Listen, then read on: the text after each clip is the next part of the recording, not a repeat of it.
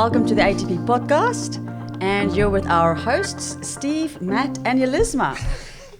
You're really good at this. It's good. I know. Brilliant. And we are talking this week about testosterone in females. Females. That's right. All right. So let's take it away. All right. So where do we produce? Where do we produce? You never thought of that word, did you, Steve? What, female? It's funny, it's just no, I shocked wasn't because going we to say talked that about word. how do we introduce this. Oh. All right. Elisma, Yeah. adult. So let's look at where testosterone is produced in females, right? Because females also produce some testosterone. It's not just all about the males. But it's not the hormone that we'd normally, that the general public would associate with women. They normally think it's testosterone makes a man and estrogen makes a woman. Yeah. But the estrogen in the women comes from testosterone, doesn't it? Like, isn't it? How does it work? Tell us. Why is testosterone important for women? Well, testosterone is important for women because it also has like an effect on, dopamine. It's the same production, hormones, dopamine both men release. and women. We've got exactly the same hormones. Yeah, although the testosterone is a lot lower in females than it is in males, and so generally it's the ovaries can produce a little bit of testosterone, and then the adrenals can do that as well, especially in going into menopause, and getting that testosterone up. Do fat cells make testosterone, or does the testosterone go to the fat cells and then get converted? Fat cells made from lipoprotein, like a protein and fat. But like how we talk about the chemokines, the adipokines that come out of adipocytes, and they will include hormones in there. Testosterone is not made in a fat cell, but it can be it can be sent to a fat cell and converted into estrogens. It does, yeah. Quite often that's a bad thing for aging obese males because we if we're fat, and a lot of middle-aged men are overweight, and a lot of women are overweight too, and they make too much estrogen and have too little testosterone. So there's major problems associated with that. Yeah. And you correctly point out that women make testosterone, and there are a few conditions where women have too much testosterone as well, like Pcos. Like Pcos, polycystic ovarian syndrome, where there tends to be more androgens. And we probably should say androgens because testosterone is not the only androgen, but generally when there's an abundance of androgens, then that can kind of create that Pcos syndrome, where some women will get the cysts that form on the ovaries, although that's not necessarily any more a need for being diagnosed with Pcos. Cysts are poly meaning many. Yes. And cysts. And so the Pcos is a polycystic ovarian syndrome. So it's a syndrome which includes multiple other symptoms. Yeah. Only one of those symptoms is the multiple cysts on the ovaries. That's right. Yeah. And other symptoms could be acne because of the high amounts of androgens. Beards. The hirsutism. Yeah, with hair like moustaches and all kinds of funny places. And then also the insulin resistance that often goes with Pcos as well. The insulin's a nasty one because it's a hormone that stimulates testosterone production in the oocytes, which are the parts of the ovaries. So they get a lot of insulin and they get a lot of testosterone. We need to go back a step because we did the last episode, we talked about testosterone in men and that sort of stuff and how that interacts with everything. We talked a lot about the cascade of events that goes from the hypothalamus pituitary to the reproductive organs. So I want to show that it's the same in both men and women. We'll go back and talk about the slight variations or differences that we do see. Well, last week you talked about LH and FSH, how it boosts testosterone in men. Now, is that the same with women or what? What? No, it's not. What? It was a steam engine, wasn't it? Yeah. And then ended up being the first train. What? So, now, what? Yes. So, what we were talking about last week. Last week. It was this morning. He's an idiot. It's just like an hour ago. As if I forgot. I'm trying to give it a bit of... So, luteinizing hormone. So, tell us the process. No, I'll do it then. So... Fucking hell, Steve. Just throwing us, mate. No. So the pituitary gland will release luteinizing hormone and follicle stimulating hormone. The big difference that I need people to understand is in men, follicle stimulating hormone that affects the nuts. What? Sorry. No, I only had one hand up. Obviously, that's why he was laughing. Look how far apart they are. That is some horrendous testicular separation. And no, we'll put them right here with the microphone, and it looks a bit better. So anyway, the nuts, when they get a follicle-stimulating hormone, I'm not looking at Stephen, I can't look at you, we look at the camera. The nuts, when they get follicle-stimulating hormone, they make sperm and testosterone.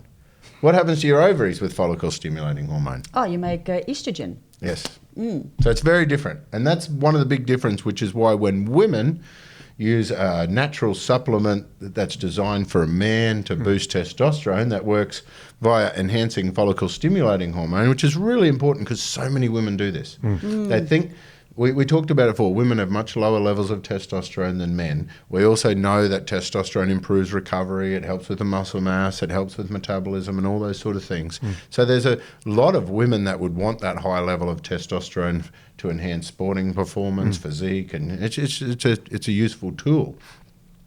However, if you use a natural compound like a shilajit or a tribulus, epimedium, I'm trying to think, there's so many. Most of the classical sort of herbs that just boost testosterone work by increasing follicle-stimulating hormone in men.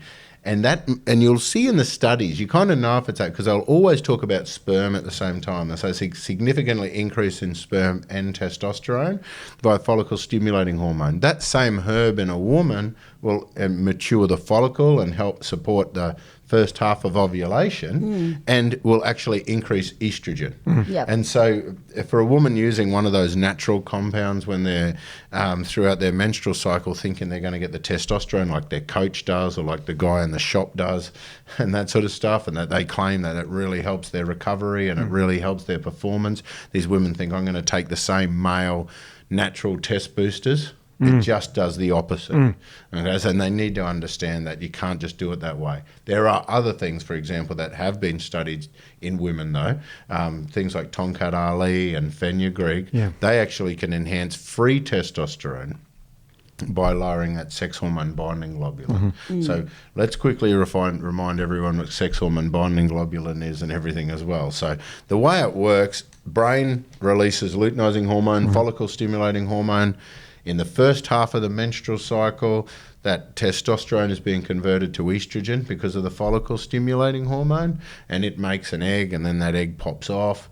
The little sac that's left over makes some progesterone once the luteinizing hormone comes out. And that's pretty much how we regulate that menstrual cycle. Very crude, simplified version, and that sort of stuff. The hormones that are released through that process have a lot of functions in preparing the uterus and everything for implantation and fertilization and everything before they are eventually detoxified and cleared away. Right? Yeah. And then when all the hormones drop, when everything's really low, is when the woman will have the menstrual cycle, okay, when everything falls out. And it's just as simple as that. Everything falls out. Yeah.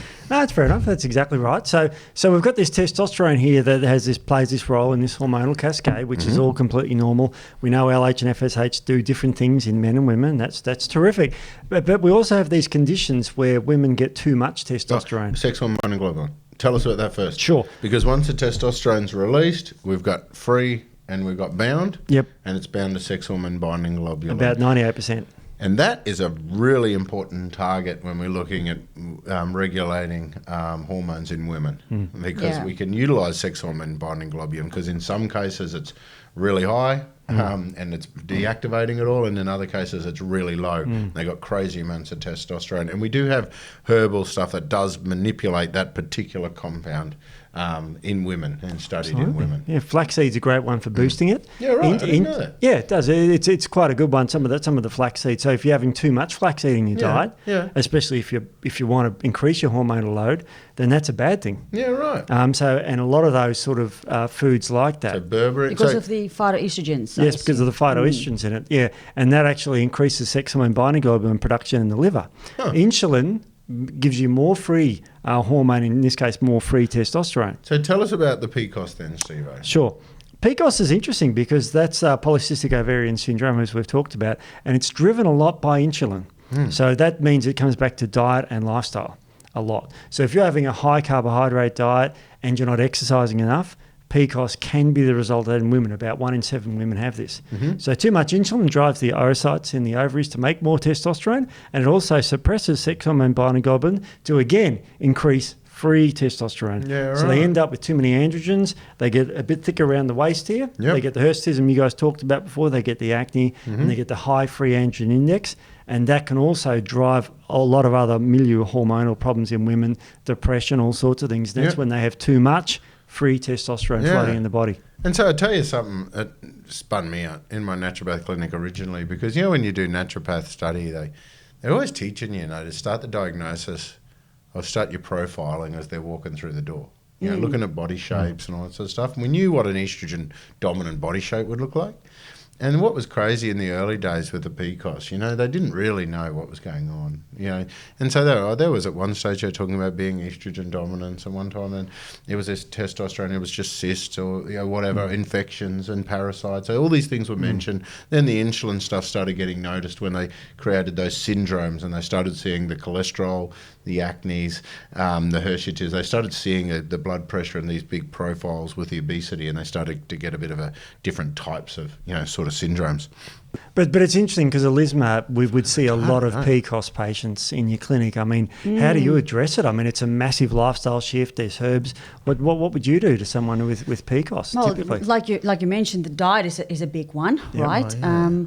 Even things like dairy.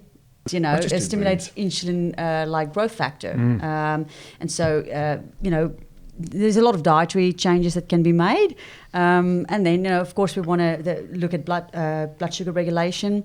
There's lots of nutrients that can be used there. Magnesium, zinc, taurine are all nutrients that can kind of help with that insulin sensitivity.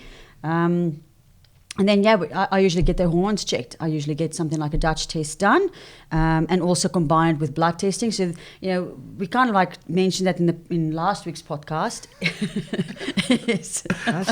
I remember that. The magic of television. We ruin it. We're all wearing the same clothes from last week too. That's pretty weird too. Your glasses in the same spot. Just like same suntan. Strange. Crazy stuff. Very observant, Steve. I totally forgot. Oh, I know. How did you remember that? He remembers the weirdest stuff. He remembers. Pure skill. So you do a lot of lifestyle sort of stuff when you've got to manage this, because you realise you're not just doing hormones. That's right. And you combine the testing. You do blood tests and something like urine testing, because on a urine test, they don't measure sex hormone binding globulin, right? Yeah. And they don't measure the FSH and the LH. And dihydrotestosterone, isn't it? That's a big one with this stuff, because with the polycystic ovarian syndrome, the testosterone converts to dihydro, and it's the dihydrotestosterone that has a massive problem with acne. And it's dihydro that does the hirsutism. It's the one that does the visceral adiposity. It does the mood changes and the aggression, all that sort of stuff. But it's hard to measure because it's happening inside cells. Yeah. That's right. And I think it's about 5 times. 5 times more potent than free testosterone. So it's a very potent. I thought it was actually more. That's cool, man. Could be. I don't know. Incredible, because medically they're now prescribing metformin, which is a drug used to treat diabetics, which reduces insulin. That's the treatment. That's the angle that the medicine goes to treat Pcos. And then they give clomiphene if they want to ovulate the woman, to get her to ovulate to have babies, because Pcos is a scary thing. And that's what the cyst is, isn't it? So, the egg hasn't matured. So in the first half of the menstrual cycle, it's this little follicle that's inside the sac thing. And then as it develops, it moves to the edge. And then it's actually when the follicle-stimulating hormone drops and the luteinizing hormone spikes, and this egg's supposed to pop off. Yeah, but if the egg doesn't pop off, it stays there, and that's what a cyst is. Yeah. And then you hear some cases they get these scans, they got multiple cysts, but then you get others where they just get this one big mother that just keeps growing each cycle. Yeah. So like this cyst on the edge is just like this egg, and that can cause a lot of problems and pain. And also too, it just screws around with the cycle, because you need these milestone events to happen to be able to move to the next cycle. So some people are just stuck in this first half of the cycle. What I was going to say before is, with the naturopath stuff, they teach you to try to profile the body shape. And the frustrating thing with Pcos is they will often manifest with an estrogen dominant looking body shape, but they do the bloods, and it's all test. It's all androgens and testosterone.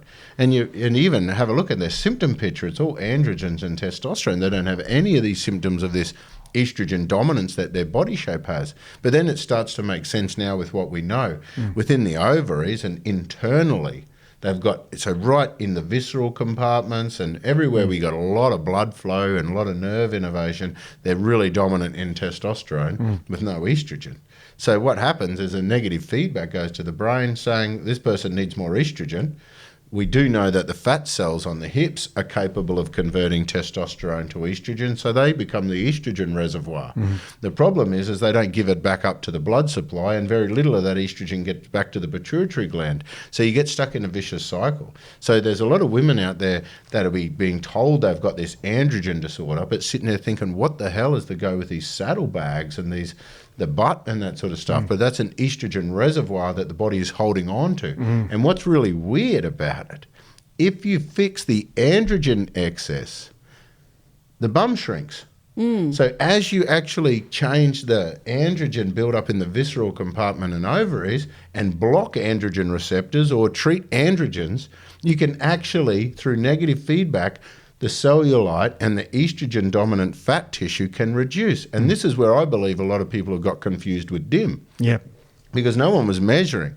People were going through looking at these body shape of estrogen dominance. So the fat tissue on the hips and also the breast. So the breast was also an estrogen reservoir. So they would get manifest symptoms coming into their menstrual cycle that may resemble estrogen dominance in the sense fibrocystic breast tissue or breast swelling and that sort of stuff. And they'll also have the same thing on the hips, which the practitioner or the therapist or the store owner perceives to be an estrogen dominance because of what we know about the body shape from estrogen. However, when they give them DIM, it's actually working in around the ovaries to block androgens. Now, DIM is really good for androgen excess. So ovarian syndrome and prostate problems. That's what women typically not the prostate problems, but you'll find that not typically. No, you won't find it even if you're looking for it. No, that you're.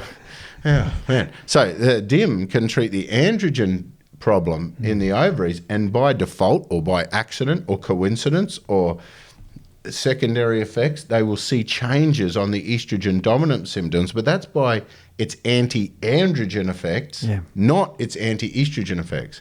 And I say that over and over again because this confusion of the world is prescribing DIM as an anti-estrogen. We have all these papers stating it is the most potent anti-androgen we've ever known. And then when I really quiz these people, because I'm genuinely concerned, I don't believe anything is ever settled, which is why I keep looking.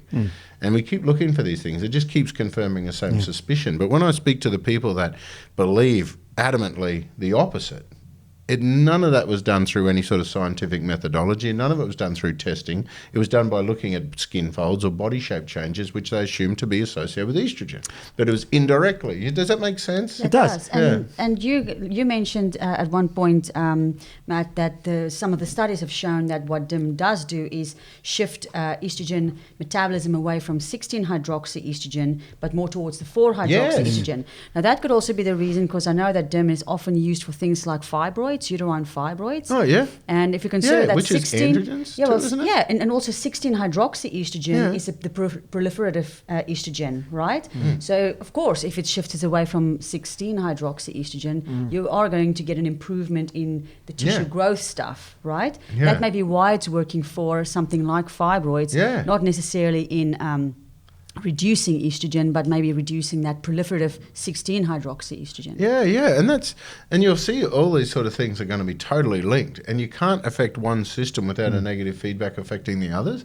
So that's why it's important to have strategy when you create a protocol. Ideally, that's why it's cool to do other forms of testing, that sort of stuff as well. Otherwise, you're just confirming your own bias. Because you talk about the similarities between testosterone and estrogen. Remember, there's only one chemical difference between them, which is the aromatization. So they're pretty similar amazing, things. Hey? So guys and girls are pretty similar. Yeah, it's like one little tag. Yeah. So the molecule looks exactly the same in just one little tag. One little tag. Spin out when you see the molecules of apparently the hormonal treatments. Yes. Have you seen them? Like they say, this is the natural, this is our bioidentical estrogens or something, or this is our HRTs I'm referring to. Yep. Nothing like it. The molecular. So when you see how close the testosterone and estrogen stuff is compared to these chemicals that are coming in, you go, how could you say that? Yeah. How could you say it's the same? It's nothing like it. And look, we've just picked a bit on testosterone about how it can be a problem with Pcos. But a lot of women these days, especially reproductive age and older women, are on oral contraceptive pills or the pill, and that of course increases sex hormone binding globulin, which is a result suppressing testosterone. Yeah. So they have a lower testosterone for most of their life, and even into menopause when they take HRT. Yep. So you get a drop of testosterone a lot too, and that can be a problem too, and that manifests as low libido and all sorts of What things. about we talked about the 2s and 16s and 4s. That's another thing I've noticed with a lot of people that do hormonal treatments, your oral contraceptive pills, different forms of HRTs. It seems to manifest an increase in the 16 to the 2, and then but what it does is it keeps a cap on the hormone load, and when they come off these oral contraceptive pills or something like that, those ratios are still out of whack, but there's nothing keeping the levels low, so they can really surge, which is why a lot of people, when they come off these hormonal treatments, they significantly get worse unless we can go and reboot. So with the theory, the reason why people think DIM was a good anti-estrogen was all based on research from a thing called indole-3-carbinol. And indole-3-carbinol is very unstable. It's basically the sulfur smell you get from broccoli. So as you're chewing and breaking down the broccoli, it's releasing that sulfurous compounds. As it's releasing those sulfurous compounds, they're interacting with these cytochrome P450 enzymes and increasing the pathways that make the 2 and reduce the ones that make the 16. The end result of that is it gets broken down, and a derivative of it is DIM. So then they've just gone through and said, well, DIM should do the same. But it doesn't, and all the studies show it doesn't. But it's got a lot of other really powerful effects because it's so much more stable.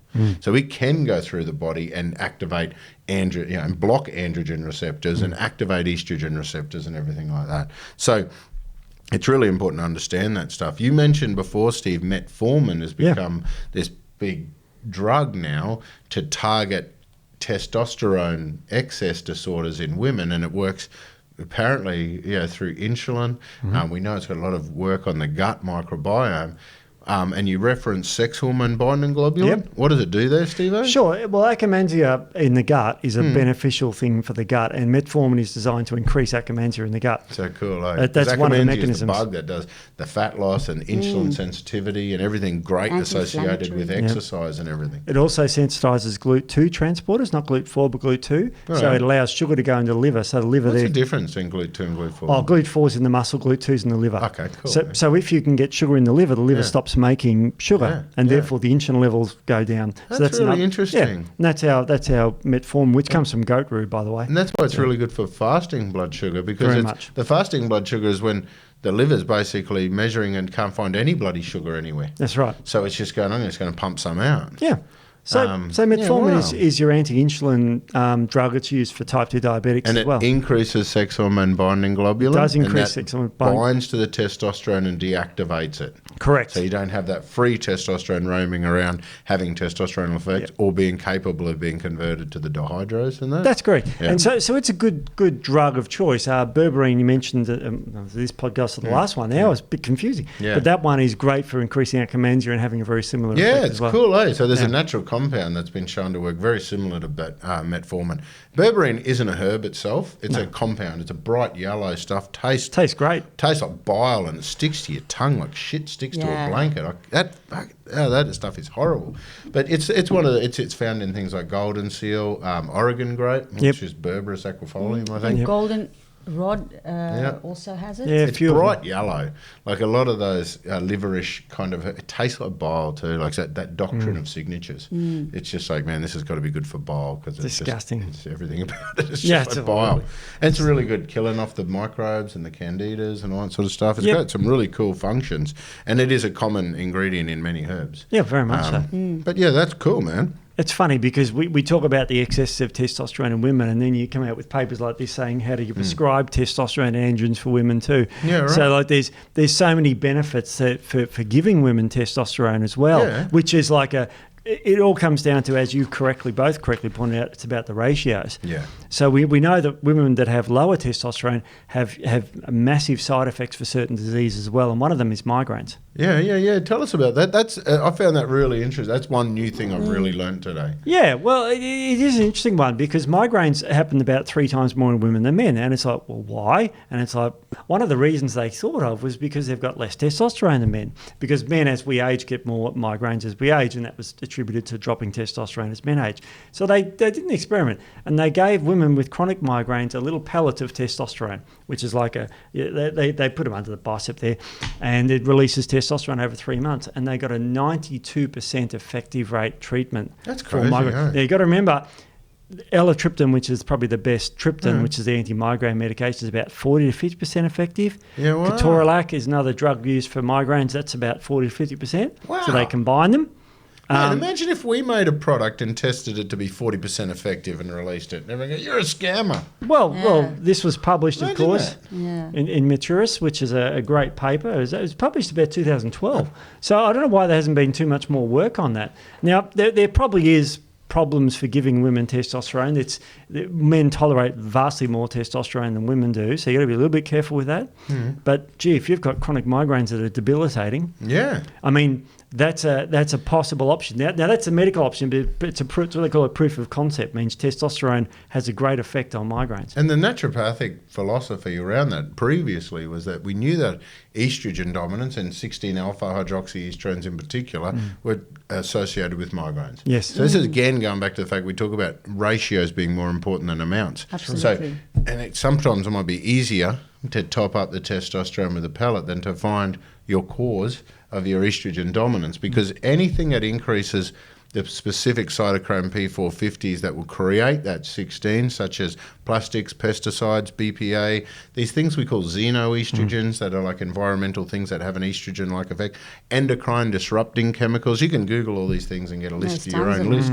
These things will all interact with your body, but your body is designed to handle poisons, venoms, and all that sort of stuff. It doesn't wait to see if it's plastic, water bottle or whatever, or whether it's a poison. So it has to change its detoxification pathways to deal with this toxic exposure.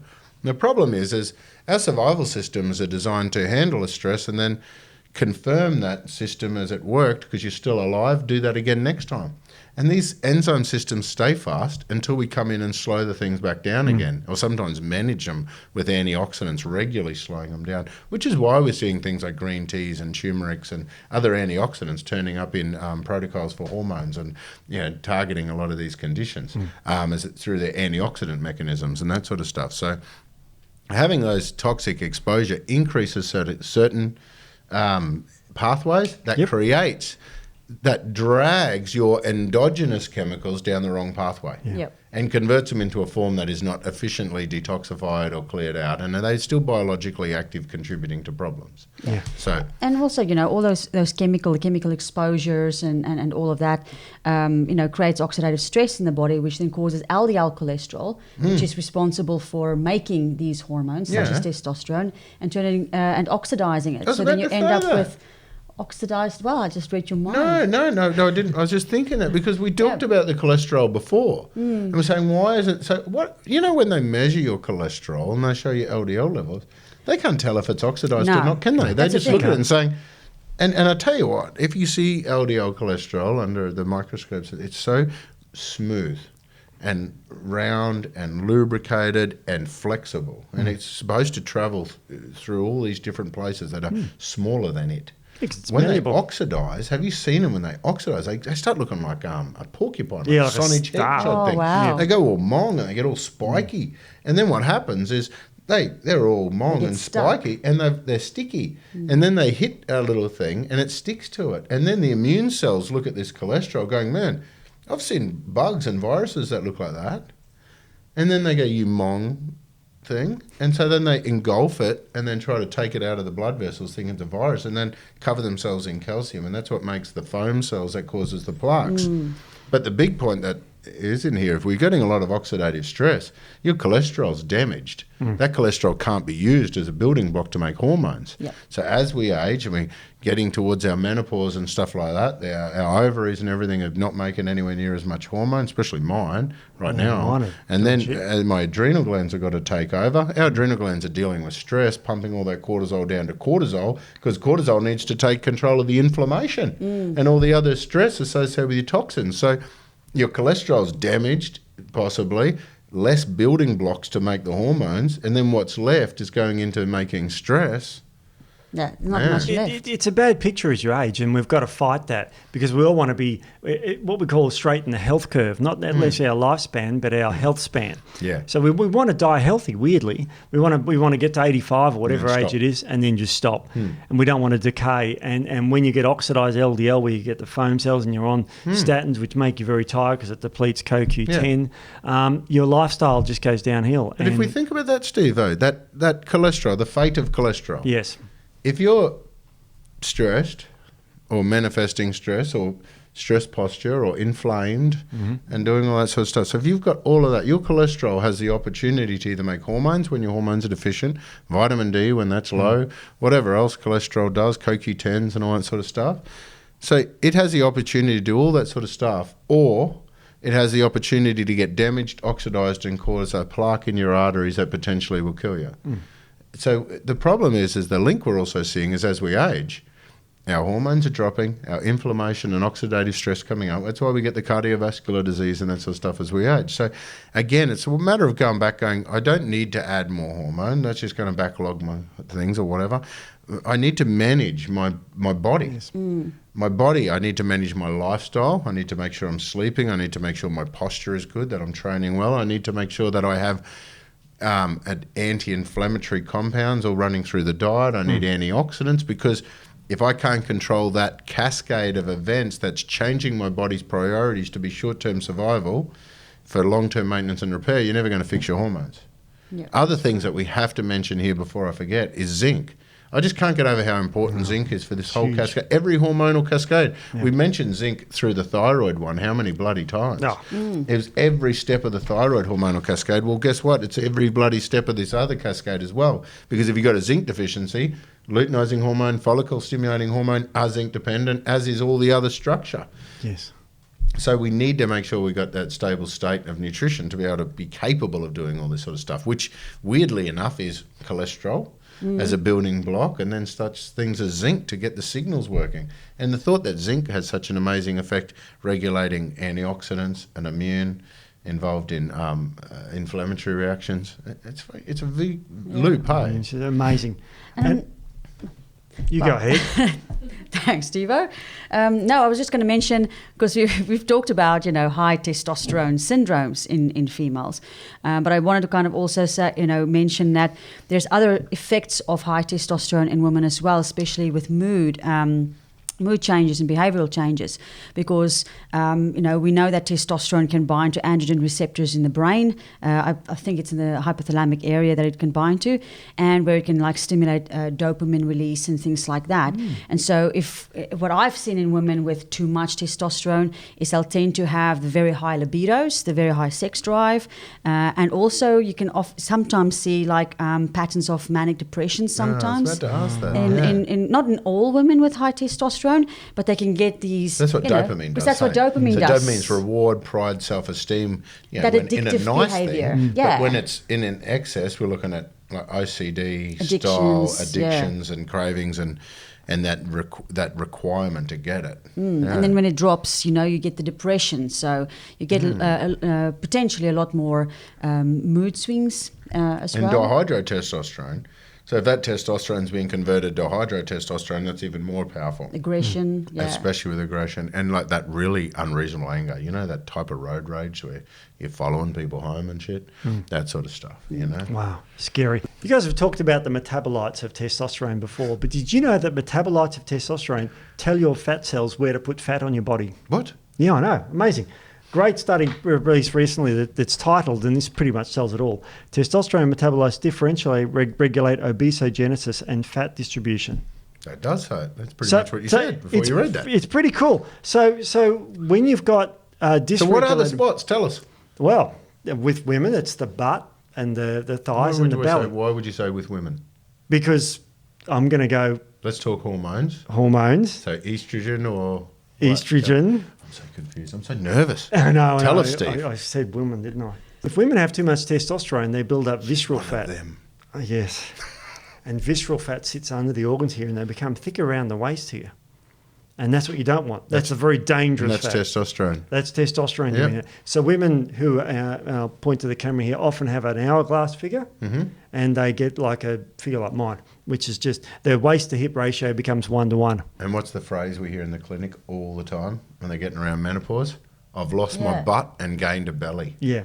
And that's a classic sign coming around that perimenopause where the estrogen's dropping off, but the androgens have remained. Yes. And so that relative change. Yes, exactly. So the estrogen, gives you the boobs and the butt, and the testosterone gives you the flatness, which is unfortunate for a woman. For a man, it's a bit different, of course. Testosterone, our body loves it. For our body composition point of view, we put muscle mass on. And women... but it depends, hey? Because, if you've got that adiposity as a male and you get the testosterone surge, the fat tissues have the aromatase enzymes that will convert it. They do. And so that body composition that you could have acquired by just through lifestyle sort of stuff, it can actually make it really hard to change that because the fat tissue, if you consider that fat tissue is not a storage site for excess, it is a functioning endocrine gland because it's capable of pumping out all of these chemicals called adipokines. Google adipokines and you'll get a list of them all, and they include hormones. They do. So once you get an organ that might go from what should be around 20%, 25% of your body weight through to 40%, 50%, 60% of your body weight, you need to resolve that organ issue before you think you can just manipulate ovaries and stuff. Hey? A classic example of that is a very obese woman who's trying to fall pregnant and she struggles to because her fat cells are making too much estrogen, and it's like being on the contraceptive pill. Yeah, but I tell you, there's another thing. There's when we talk about this obesity and there's no healthy fat, we're not avocados and that sort of stuff. That's good. The visceral fat. So there is, but this is a very important thing. There are some of the healthiest women in the world have got big butts. So it's really important to understand that the low visceral fat, so the visceral fat in around the internal organs, that's the one that's contributing the fat to the bloodstream, it's contributing to blood pressure, insulin resistance and everything like that. The fat that's sitting on the hips contributes bugger all. And the reality is subcutaneous fat on the hips of a woman is so hard to get rid of because it's contributing so little to the bloodstream. And there is a lot of studies that show the women that have the larger subcutaneous fat, as long as they got the low visceral fat, they're actually healthier because they do have a source of hormones that can be anti-inflammatory. And don't forget, estrogen is extremely important as an anabolic agent for muscle and bone and maintaining our cardiovascular disease and everything. So, and the theory, remember the HCG diet stuff? There was a theory that that cellulite or the fat there is kept there for when women are starving during pregnancy. So they recreated that by putting them on a 500 calorie diet and giving them pregnancy hormones to say that it was going. Didn't really work that well.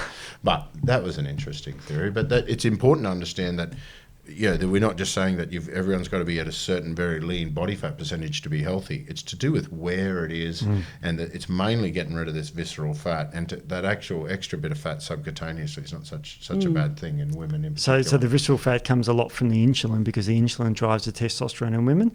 So, getting rid of insulin.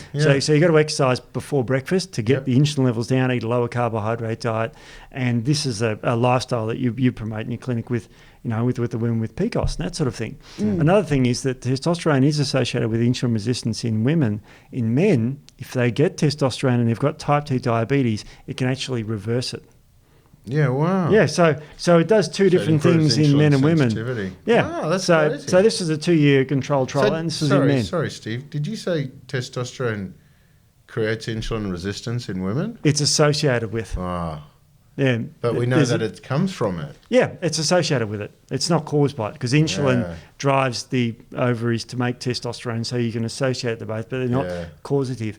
In testosterone in women actually has some slight beneficial effects on their composition as long as it doesn't get metabolized incorrectly. Yeah, right. And that's why a lot of the, you see the bodybuilders, they go on testosterone, a lot of the women, and they, yes, it changes them, and we can argue about whether that's about it, but their composition improves. Yeah, absolutely. Their muscle mass. Yeah. And I'm weird. My personal beliefs about this is very different to a lot of people in the sense that I find it really strange that the medical world has these, the tools they're using are part of the medical world. And it really spins me out how keen the medical world would be to put someone on a statins or metformin or something like that, or, treatments for obesity and cardiovascular disease. And they want to get that in early, or they'll make people wait until they get to that point. They say, you're not quite ready to get that prescription yet. You're not quite sick enough.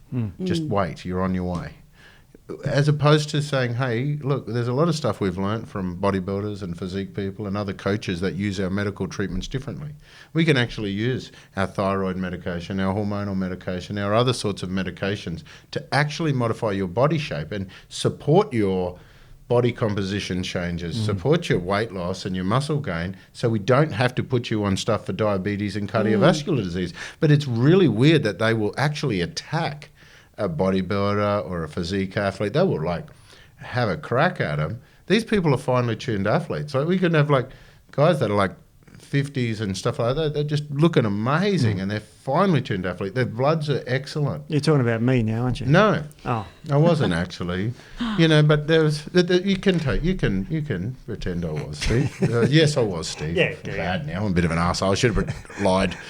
Yes, Steve. Sort of lied. The physique one. And then, but you see what I mean? And for me, I've always been man, if you can use these things to actually prevent disease and maintain an amazing quality of life and even achieve other things and goals that you want, I don't see the problem with that.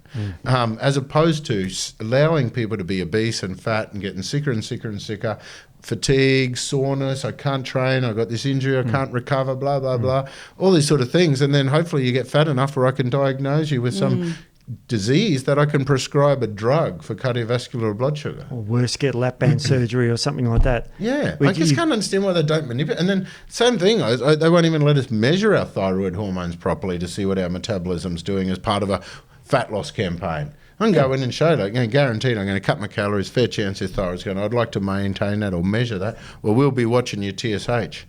Yeah. And I asked the doctor the other day, I said, well, can you measure my zinc at the same time? Did you know TSH is zinc dependent? And he's just like, oh, yeah, but do not care what you say. No. I mean, one of the obesity treatments is things like Orostat, which stops the absorption of fats in the body, lipase inhibitors, and the other ones, of course, is amphetamines, which cause weight loss. So they'll prescribe that stuff, but they won't do hormonal stuff, which we know can change body composition and do amazing things. Yeah. I can't understand that. No, I mean, I know we're talking about women, but I had a client not so long ago who had tanked testosterone levels. We tested it was tanked. Yeah. And yet, the doctor still wouldn't prescribe testosterone for him. And I just...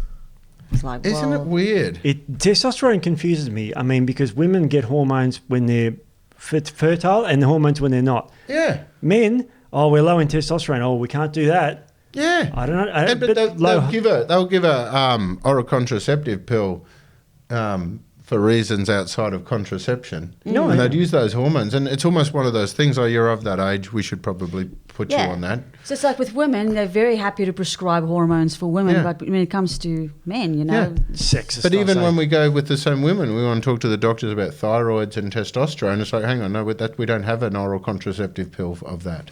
This is what we have to give them. When it comes to women and doctors, you're either going to replace the hormone or remove the part. Yeah. One of the treatments, you talk about contraceptive pills, there's different types now, of course. There's third and fourth generation ones, which specifically suppress testosterone, like Dian-35. Yeah, right. They are specifically prescribed to drive testosterone down in women. Now, my thinking is, why is it so high in women? I don't know why that's not asked more by medicine. Yeah. Like, oh, you got high testosterone. Oh, well, we'll just give you some Dian-35. Yeah. And to me, it's like, okay, well, what are you doing? And we know about insulin driving it up, and we know about what's causing it.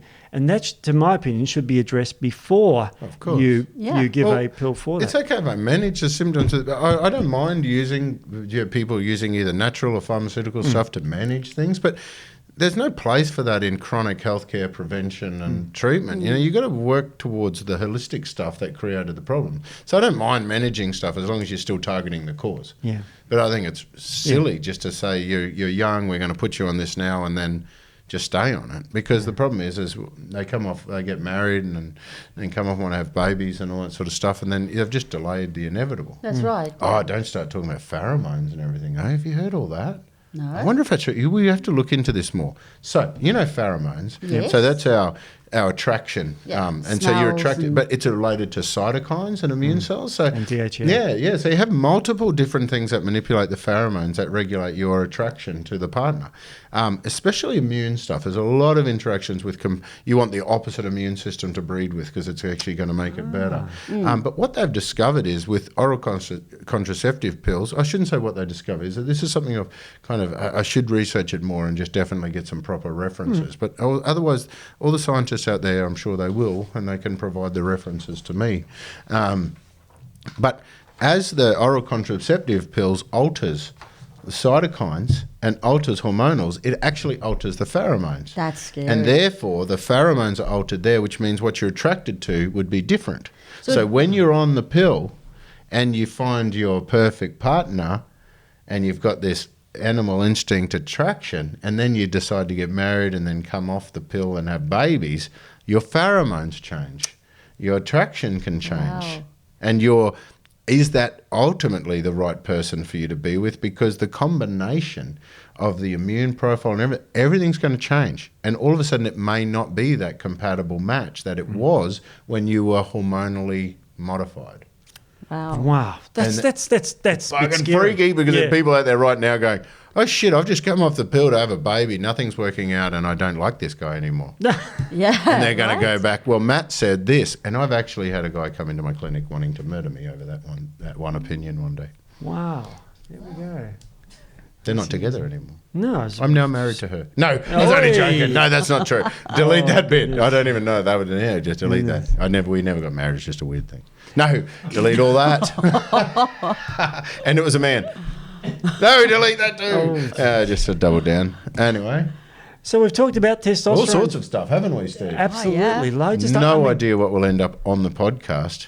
I mean, so testosterone in women, it's good and bad. We need the right amount of it. And it's great if it's in the right amount. Too much of it, we know it causes massive problems. And that's the most common thing in women is they have too much testosterone. And ratios. We have to look at ratios. You can't separate any part of the body. Nothing in the body happens in isolation. Everything interacts. So, and with hormones, the ratios are so much more important. And that's scary because at age 51 on average, for a woman, is they stop ovulating. And therefore, the egg is the thing that produces most of the progesterone. We haven't talked a lot about that as an androgen, but that drops dramatically postmenopausal. Should we do that? Should we do a podcast on progesterone? I think it'd be really good, because I love progesterone. Yeah. And it is really interesting, and it's really quite confusing too. Not confusing in the sense that there's a lot of data coming out.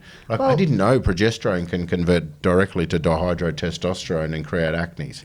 So you can get these people that build up their progesterone, and all of a sudden it's just driving acne through DHT, not even going through the testosterone pathway. You're like, sneaky bugger. I only accidentally learnt that yesterday. Did you? Yeah, the paper you were talking to me about. I went, I worked it out so Vitex, Vitex is a herb that we use it's the most famous herb for increasing progesterone. 90% of the time it fixes people's acne associated with the menstrual cycle. On the rare occasion that it makes it worse, it's associated with the progesterone to DHT. Guess what? Zinc deficiency. It goes back to zinc deficiency again. That comes with it. And how important is zinc? It's just crazy. I mean, everyone takes it in winter for colds and flus, and everyone takes it for their hormones that we've talked about. But wound it does healing and stuff. Skin it's just everywhere. And zinc is one of those scary things that, men and women need a lot of. We need more of it, of course, because we lose more of it. The only warning I'd have to give people in regards to it is just watch it if you tend to be anemic and that sort of stuff. Just not zinc will bind to iron and inhibit iron absorption. And it's contraindicated for doses above 60 milligrams for people with Alzheimer's disease because it knocks out you copper. Spew at 20. Yeah, I know. But I literally, I vomit all over the place at 20 milligrams. I did that test. I've seen. Remember? Yeah. Well, you were there. You were on the outside table. I forgot. I was sipping on it. I just had zinc dilute. I was trying to see how much I could tolerate. And I was just sipping on it. And then I'm just in the middle of a conversation and, my concentration span. That's why I interrupt. For everyone out there, I really apologise for talking over everyone and interrupting. It's purely my short-term memory. If I don't say it immediately, and you've noticed even halfway through a sentence, I forget what I'm talking about. And I get so excited and then I talk over everyone. And then I write down what you were saying so we can come back to it because I'll forget what I was going to say. So it's a bad habit of mine. I do it everywhere. It shows passion. That's what I like about it. It shows if you're sitting there going, is it my turn to speak? So I reckon it's great. I forget. And it's all these things are all overlapping. Yeah. So if I let someone speak all the way through the biochemical cascade, we've missed these points in here. So I try not to over-talk. I try to interrupt and make it relevant, but it's just, it's pretty exciting and it's hard and it's so complicated. We've got so many biochemical, everything's mind maps in the body. You can't, nothing's linear. So it's really hard to say, I'm going to talk through a process here that is just has a start and a finish. Because there's nothing in the body has a start and a finish. Nothing in science has a start and a finish. And you know what I love to do, and I know you guys know I do it, but I give you guys all the same papers and then and I get totally different interpretations of the papers back. And that's what science is. It's actually, here's the data, it's your interpretation of the data that makes it amazing. And also we see different things depending on our backgrounds. Yeah. So because you can't ever remember everything in a paper, so different things will stand out for me than it stands out for Steve. And that's why it's also so important to listen to people's observations that don't have any training because they're not biased. So someone says, when I do that, when I see this happens, it's like, I need to know, thank you. I'll work out how and why at some stage. Or that'll make sense at some stage, but I need to record that data. And it's the same with like my wife with the kids and that sort of stuff. You really have to, I can't let myself be biased. It's like, just tell me. It's all collecting data. Don't try to tell me your theories about how or why. Or we just want to know what's actually happening. And the more data and the more discussion. And then that's the same thing with philosophy. You can't even write everything's in a constant state of flux.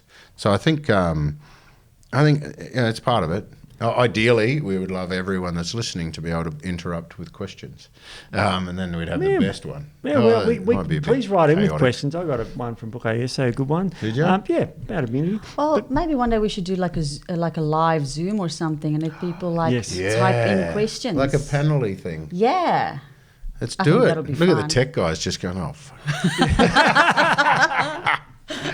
But I love how you said about the testosterone thing about in women's migraines. Examples like, why is iron in our blood?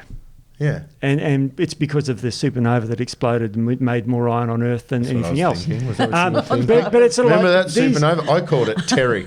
Terry. That supernova. Do you remember Terry exploded that time? It's sort of like the big, what they call blue sky questions, like why is the sky blue? And why is it blue? Because the blue reflects towards the Earth because it's a shorter wavelength. Refracts. Refracts. If it reflects, it would go back off. We'd have blue space. Yeah, and now, of course, when the sun blue. sets, of course, it reflects the blue light because you get more of an angle, so you get more of the red, and that's why the sunsets are red. I don't know if anyone's know physics, but reflection, refraction. Yeah, refraction. All I know refraction. is one's towards the normal, one's away. Huh? That's physics, mathematics. Sorry. And when you're spearing things, you aim above it. Correct, because of refraction. It's actually there, not there. It goes to a more dense medium. Isn't that interesting? The stupid stuff he knows about. I know. It's stupid stuff, but it's sort of like someone might be interested in it. They will be. Maybe. Like, why is the sky blue? I don't know. No, that is good. But we were Steve. talking about the exploding stars yesterday. You know, I saw a show about it, and it's like, and because people were wondering why there was a magnetic current on the Earth. You know, like there's and that's because the ions. You know, the Earth's spinning at 1,000 miles an hour, and the Earth is full of molten iron because of the friction, and that iron is creating a magnetic current, and that's what causes north and south, and that's what causes our atmosphere to stay there and not be blown off by solar wind, so as we can live here. So there's all these. This is just basic geography and physics, but those sort of thinking and those sort of questions may be out there that could ask about health. Yeah, bloody oath. Ask us anything. See the sort of shit that he talks about? Anything. Brooklyn loves it. She's interested in it. And the idea is. She likes science. Well, She does. That's gone weird. Yeah, isn't it like awkward? It's just that it was that pause in the eye contact and pause. It was like She should do it. She should do science. yeah, let's finish on that really weird phase. Okay, so women and testosterone. It's good, bad, and ugly all in the same sentence. Oh, and God, Steve. No, it is. It's great Women stuff. are never and not so ugly. great stuff. I never said women are ugly. I said too much testosterone in women is bad. But a little bit is good, and some of it's great. But we've talked about testosterone in women now, and so we know it's good, and we know it's bad for women. Yeah, I know. It's amazing. We need some, but not too much. It's all balanced. We've got to get the diet right, got to get the exercise right, got to get the herbs right, and we can balance the testosterone, which will boost the health of any woman who requires their more testosterone boosted. God, it sounded inspiring. Yes. That's pretty inspiring. I've never wanted to be more of a woman in my life. Well, we've talked about testosterone today. It's been wonderful. Fucking going on. We Picking up have shit and leaving. we have to finish this. We have to finish. They're saying wrap it up, do a wrap up. So we'll do a wrap up. I finished ages ago. So my sort of thing. But testosterone for women, it's very important to get the levels right. We want the ratios right, and we want to get it right. So thanks for listening, guys, and we'll see you all next week.